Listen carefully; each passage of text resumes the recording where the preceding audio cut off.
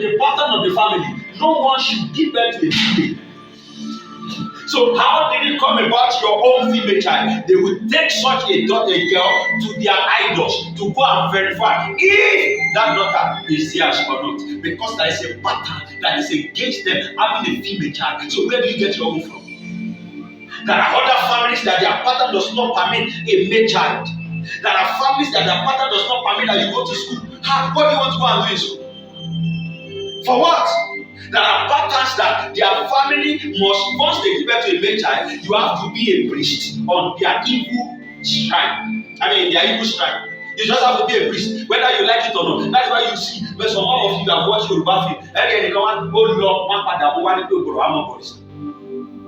Torí nínú ìyẹn náà gbogbo àkọ́kọ́ ọlọ́kùnrin ó gbọ́dọ̀ bọ̀rìṣà. I know a family in this town as we speak. There is no house you build. You have to live in your family house.